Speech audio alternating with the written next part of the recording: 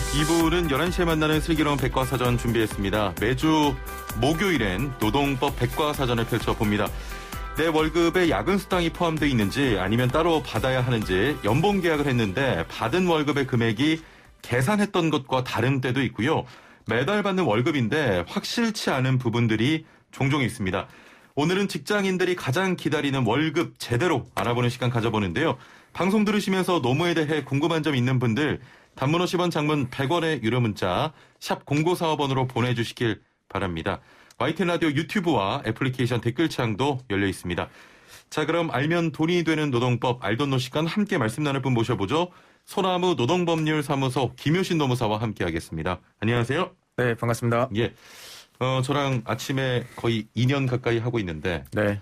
문자가 가장 급감한 시점이에요, 지금이. 아, 그렇죠. 네. 예, 뭔가 오랫동안 같이 해오신 분으로서 네. 이런 경각심 같은 게 안 느껴지십니까? 네, 뭐 그렇기도 하고요. 왜냐하면 연말이나 연초가 되면 사실 예. 노동 분쟁에 대한 상담이나 이런 게 상당히 줄어듭니다. 왜냐하면 아, 그래요? 네, 왜냐하면 예. 연말이고 연말 연시라고 하죠. 그때는 예. 조금 다른 것 때문에 바쁘시기도 하고 그런데 아. 예년과 다르게 코로나 때문에 예. 지금은 예년처럼 급감할 정도는 아닌 것 같은데요. 네. 아, 그럼 문제는 너한테 있다. 네. 자, 뭐 대부분 직장인들이 한 네. 달에 한 번 정해진 날에 월급을 받습니다. 네네. 그런데 법에서는 월급이라고 하질 않아서 계산에 어려움을 이야기하는 분들도 많은데요. 네. 어떻게 정의가 되어 있습니까? 그렇죠. 뭐 정의를 먼저 알려드리면, 그러니까 법에서는 임금이라고 지칭하고 있어요. 예. 왜냐하면 근로의 대가로 근로자에게 임금, 봉급 그밖에 어떠한 명칭을 로든 지급하는 모든 금품이라고 정해놨는데요. 이것도 좋고 뭐 월급, 봉급, 뭐 보수 이런 걸 다 좋은데 우리가 헷갈리는 건 단 한 가지 이유 때문이요. 임금의 계산 기간에 대해서 정확하게 모르고 있으시기 때문에요. 계산 기간이. 네, 왜냐하면 예. 임금 지급일은 월급날인 거는 언젠지 다 아시죠. 5일, 10일, 25일, 뭐 30일 그렇죠. 일 예. 이렇게 다 아는데요. 그 월급을 지급하기 위한 계산 기간이 어떻게 되느냐. 1일부터 말일까지냐 아니면 1일부터 말일까지를 25일 지급하느냐. 이런 것 때문에 헷갈리시거든요. 예. 더 복잡한 회사들은 어떠냐 하면 전월 16일부터 당월 15일까지의 급여를 당월 25일에 지급하는 경우도 있어요. 아, 그런 회사도 있죠. 예, 이런 경우가 우리 근로자분들께서 회사에서 자세한 설명이 안 나가면 상당히 어려움을 많이 느끼시는 경우 때문에요. 그래서 계산에 있어서 애로점이 많습니다. 네. 그 월급은 직장인에게 가장 중요한 것 중에 하나죠. 그렇죠. 사실. 네. 그렇다면 회사로부터 받게 되는 모든 돈이 이 임금에 포함이 임금에 해당하는 겁니까? 그렇지는 않습니다. 왜냐하면 그냥 쉽게 헷갈리는데? 생각을 하시면 돼요. 예. 그 의례적이나 호의적으로 주는 금품이라는 거는 임금에 포함 안 된다고 하는데요. 예. 이건 어떤 게 있냐고 하면 우리가 뭔가 본인이 결혼하거나 아니면 뭐 조사가 생겼거나 했을 때 부서에서 주는 어떤 그 십시일반에서 주는 뭐 조의금이나 뭐 축하금 말고 예. 회사에서 주는 돈들이 있죠 또. 예. 그런 거는 근로에 대한 대가로 볼 수가 없잖아요. 그래서 정확한 건 어떤 거냐 하면 근로의 대가로 받는 돈은 모두 다 임금에 해당된다로 생각하시면 돼요. 예. 자, 어떤 게 있겠습니까? 그러면은 결국에는 계산이 다 달라지니까 퇴직금을 예로 들어서 말씀드리면 퇴직금은 퇴사하기 3개월 전에 임금 총액으로 계산한다고 그랬잖아요. 예. 그러면 3개월 동안 평상시에는 연장 근로가 조금 없다가 연장 근로가 좀 많아진 달은 그게 근로에 대한 대가로 받은 돈이니까 임금 총액에 포함돼서 퇴직금도 높아지는 구조를 하시게 되죠.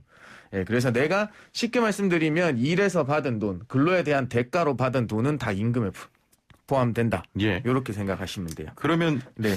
많은 그 기업들이 네. 뭐 연초인가요? 네. 이렇게 기업의 실적이 올랐다고 네. 성과급 주지 않습니까? 네네네. 이것도 포함입니까? 그 성과급에 대해서는 두 가지 성격을 나눌 수가 있어요. 예. 왜냐하면 순수하게 말하는 우리 인센티브로 나뉠 수가 있고요. 아니면 어떤 율에 의해서 정해진 성과급일 생각이 많아요. 예. 인센티브라고 하면 우리 사실 뭐 대기업을 빗대면 이거는 나에 대한 성과도 일정 부분 반영되지만 예. 회사의 성과와 부서의 성과와 다른 모든 게 집약적으로 해서 그냥 연말에 그 얼마씩 인센티브로 준다는 돈 있잖아요. 그거는 사실 그 임금으로 보기가 힘듭니다. 왜냐하면 내가 계산해낼 수가 없는 거잖아요. 근데 이런 게 있어요. 물건을 몇 개 팔면 그 판 물건 값에 뭐 몇 퍼센트 몇 주겠다. 퍼센트, 매출의 몇 퍼센트 이거는 제가 계산이 가능하죠. 예. 예, 그거는 그 성과급은 우리가 성과급이라 부르더라도 당연히 예, 임금에 포함돼야 된다. 단순하게 말씀드려서 그냥 가장 쉽게 직관적으로 말씀드리면 예. 성과급이라고 하더라도 내가 계산이 가능하면 그건 나의 근로에 대한 대가로 받은 거다. 그렇군요. 예, 알겠습니다. 여기서 상담 먼저 하고 갈게요. 네네네. 9676번님께서 매출이 감소해서 2차 지원금 신청을 했어요. 문자는 못 받아서 제가 따로 신청했습니다. 자, 그런데 증빙 서류를 첨부하지 않았네요. 그럼 아예 못 받나요? 아니면 신청을 했으니 기관에서 따로 서류 확인을 해서 처리를 해주나요? 라고 하셨습니다. 네. 그 2차 지원금 이번에 신청하셨는데요. 보완 요청이 아마 들어올 겁니다. 예. 근데 그걸 어떻게 연락을 또 못 받으셨다고 하시면 우리 소상공인 지원금, 영세 소상공인 지원금에 대한 그 소상공인 희망자금.kr 아니면 뭐 검색 포털창에 새희망자금 치셔가지고 홈페이지에 들어갈 수 있거든요. 거기에 들어가시면 처리 내역이라든지 보완 서류 거기 나와 있으면 아마 보실 수 있으니까 거기 한번 들어가 보시면 좋겠어요. 예. 만약에 서류가 좀 미비했다고 하면 확인해서 반드시 그렇죠. 지금 받으셔야죠. 아마 보완 요청들이 계속 들어오고 있을 거예요. 워낙 많이 주셔가지고 아마 못 받으신 분은 리스트업이 다 돼 있을 거거든요. 네. 알겠습니다. 자, 월급제 근로자들이 많이들 하시는 말씀이 연봉제라서 연봉에 모든 게 포함되어 있다. 그래서 다른 수당이 없다 하시는데 이게 맞는 겁니까? 네, 뭐 맞을 수도 있고 틀릴 수도 있는데요. 이게 뭐 사실 말씀드리는 포괄임금제라고 하는 겁니다. 우리가 연봉제가 IMF 이후에 무분별하게 도입되면서 그냥 그 연봉 안에 모든 걸 다 포함되어 있는 걸로만 인식하시는 분들이 많아요. 근데 우리 법적으로는 그 연봉제가 유효하려고 모든 법정 제수당이 유효하게 체결된 거라고 하려면 어떤 임금의 항목별 금액과 시간들이 기재가 돼 있어야 돼요. 그러니까 단순하게 그냥 연봉 5천만 원을 12로 나누어서 월로 지급한다. 모든 법정 제수당을 포함한다. 이거는 유효하지 못하죠. 그렇기 때문에 그렇게 하시면 되고 사실 이 포괄임금제라는 게 너무나 만연해 있어가지고 한 4년 전인가 노동부에서 조사를 했는데 한 1,600개소 정도 조사를 했다고 합니다. 거기에서 무려 54%가 포괄임금제 도입하고 있다. 포괄임금제 자체를 굉장히 부정적으로 보시잖아요. 예, 그렇죠. 저는 뭐 법의 예외로서 법에서 예외를 규정해 놓은 것도 아니고 판례에 의해서 형성된 예외적인 규정인데요. 법에서 허용하고 있는 건 아닙니까? 네, 법에서 허용하고 있잖아요. 이거는 법은 정확하게 1일 8시간, 일주 40시간을 규정을 해놓고요. 그에 대해서 초과하는 시간은 연장 근로수당, 시간의 근로수당을 지급하게 되어 있습니다. 그런데 우리 판례에서는 그러니까 법원에서는 그 법은 너무나 한정적이니까 이런 경우가 있더라. 근로시간 산정이 어려운 경우와 그다음에 계산의 편의를 위해서 지급할 필요가 없겠다. 이런 걸 되면서 포괄임금제라는 법리를 형성해 왔어요. 아니 사용자 입장에서 보면은 포괄임금제는 좋은 제도 같긴 한데 그렇죠. 근로자 입장에서 보면은 좀 불합리한 게 많은 것 같아요. 너무 불합리합니다. 이게 정말 불합리하죠. 왜냐하면 내 월급이 300만 원이라고 하면 포괄임금제로 맺어지면 이런 형태거든요. 기본급 얼마? 기본급 209시간에 뭐 얼마? 그다음에 포괄 연장수당. 내가 하든 안 하든 간에 연장근로수당이라는 걸 월급에 포함시켜 놓는 거예요. 그러면 그 시간을 초과해야지만이 내가 연장수당을 받을 수가 있다고. 그렇죠. 그러니까 포괄임금제가 아닌 임금제 같은 경우에는 우리 뭐 호봉제나 그런 임금제나 같은 경우에는 기본급만 정해져 있고 그에 대한 일주 40시간, 1일 8시간 초과하는 임금은 시간의 근로수당이라고 받을 수 있단 말이에요. 그렇기 때문에 우리 근로자의 입장에서 보면 썩 좋은 제도는 아닙니다. 그렇습니다.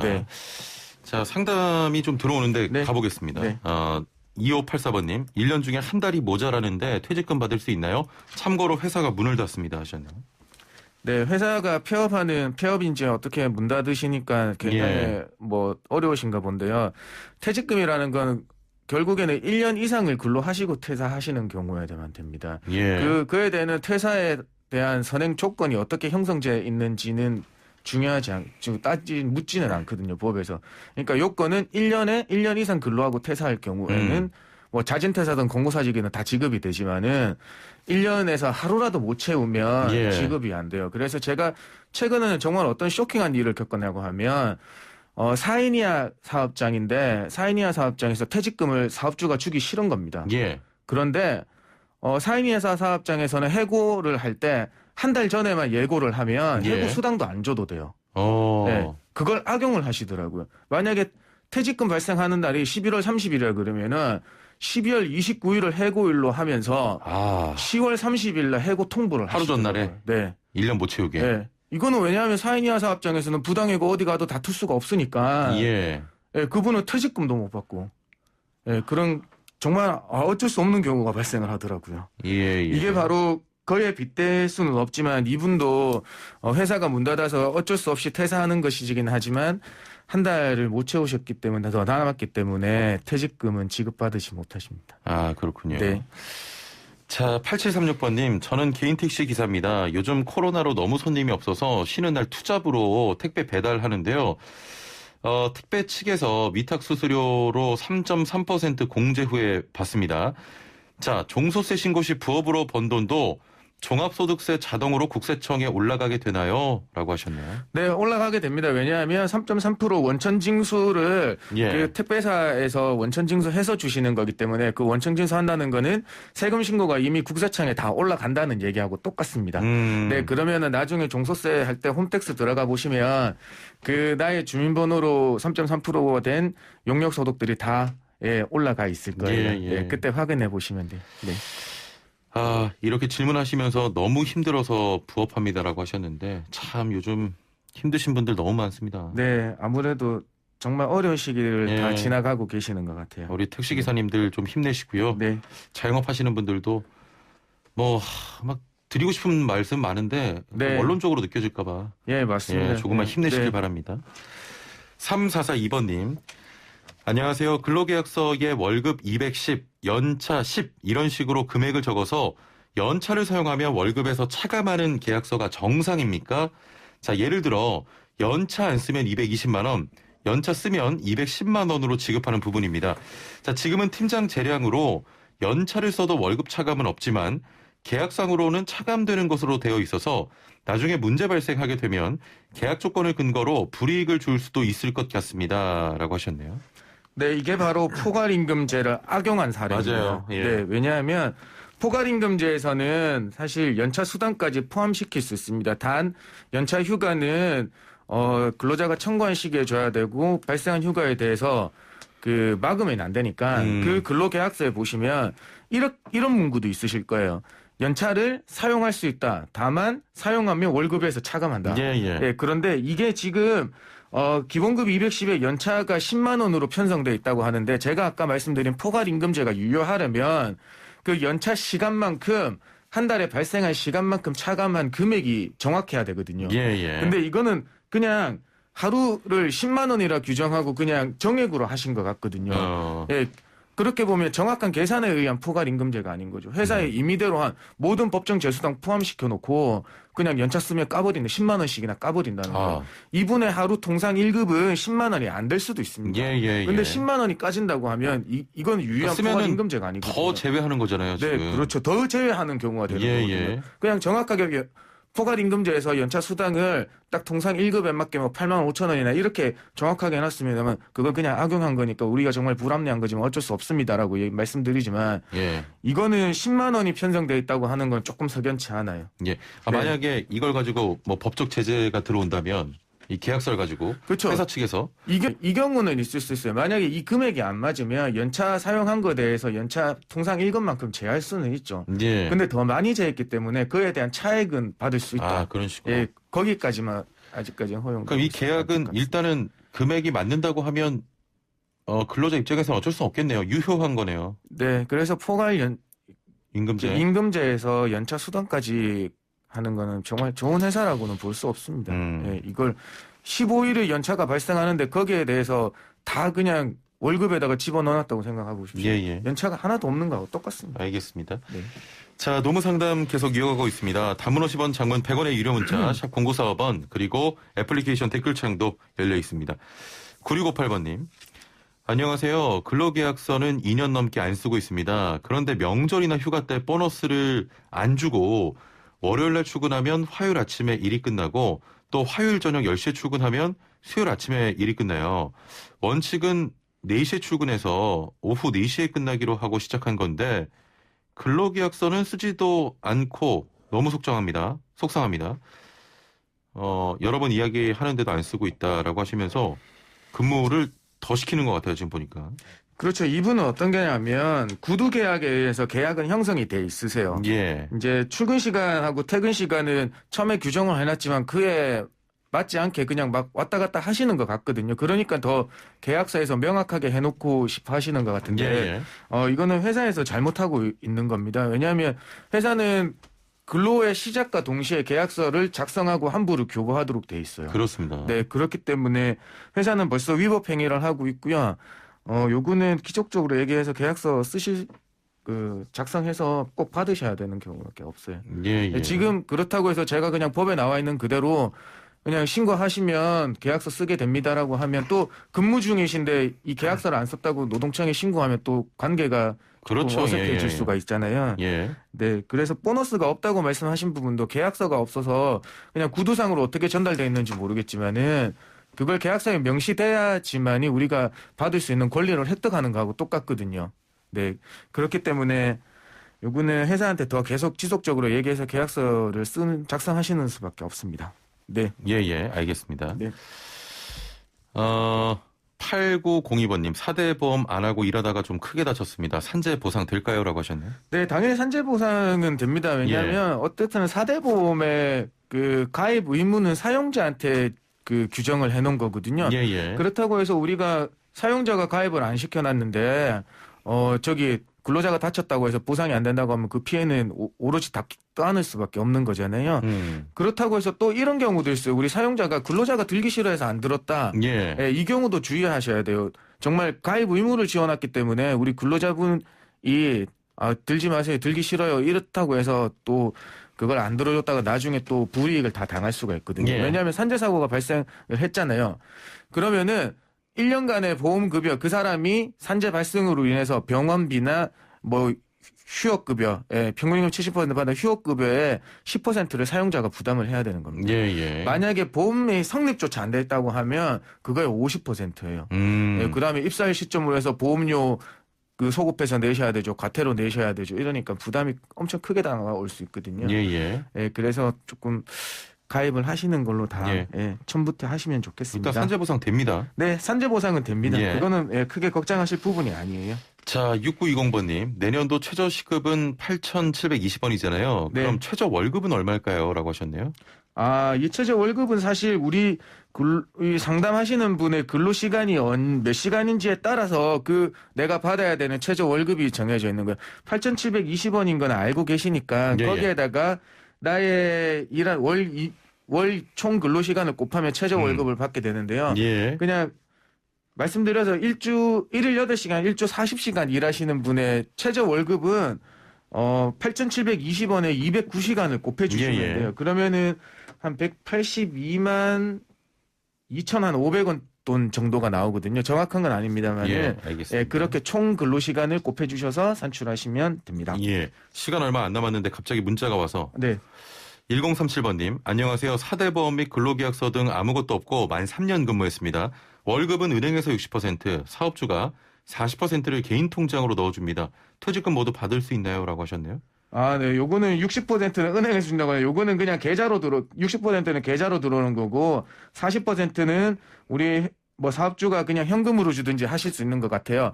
그래서 우리는 항상 퇴직금을 받을 때 명확하게 해야 되니까 은행 계좌로 들어오는 거는 그 금액은 급여로 확정된 거고 나중에 회사에서 만약에 현금으로 받으시면 그 받은 날 그 즉시 ATM기에서 그 계좌로 입금을 시켜주세요. 그러면 나중에 퇴직금에 대해서 이 사람 월급이 얼마인가에 대해서 분쟁이 생길 때 그 계좌에 하나로 합쳐가지고. 그렇죠. 예. 왜냐하면 6대 4로 나눠서 주셨으니까 현금에 대해서는 어떤 소득신고나 이 부분 때문에 나눠서 주시는 것 같거든요. 그러면 나중에 회사에서 얘기할 때 거의 이런 분쟁들은 60% 은행에서 계좌로 지급된 것만 자꾸 퇴직금을 계산하려는 경향들이 강하세요. 그걸 대비하기 위해서 내가 40% 받은 현금은 그 즉시 은행 내 월급 들어오는 통장으로 입금시켜서서 확보를 해놓으시는 근거를 확보해 놓으시는 게 중요해요. 중간에 가다가 드시지 마시고 일단 은행에 넣고. 네. 그러니까요. 일단은 만약에 현금이 아니라 그냥 법인에서 60% 개인으로 40% 통장으로 하나에 들어왔다면 그거는 이제 증빙이 되는 거고요. 그렇죠. 그게 하나가 증빙이 쓰여있으니까. 되는데 이제 부가적으로 하셔야 될 게 회사하고 계약서가 없으니까 항상 다툼이 생기는 아. 게 이런 다툼이 생기는 건 뭐냐면 예. 40%는 다른 거다. 월급이 원래 아니었고 다른 뭐 부가적으로 일해서 근로에 대한 대가가 아닌 다른 예. 뭐 금품으로 준 거다. 이렇게 얘기할 수가 있는데요. 매월 아니, 증액 이런 경우가 네. 있습니까? 이런 경우 엄청 이거 많아요. 많아서요? 예, 그러니까 제가 막 답변해 드리는 거죠. 너무 많아요, 이런 경우가. 그래요? 그래서 제가 그 대비하는 방법을 뭔가 나중에 기회가 되면 어떤 녹취를 해 놓으시던거나 뭐 네. 근거를 마련하시고요. 그렇다고 하더라도 40% 금액이 매월 정액으로 들어오기 때문에 예. 그거는 뭐 따로 항변하실 수 있는 게 뭐 알겠습니다. 없어요. 네. 예. 다음번에는 좀 현장에서 불합리한 것들로 좀 조사 많이 해 주시면 좋을 것 같아요. 네, 알겠습니다. 알겠습니다. 오늘 말씀 여기까지 듣죠. 감사합니다. 네, 고맙습니다. 네, 지금까지 서나부 노동법률사무소 김효신 노무사와 함께했습니다.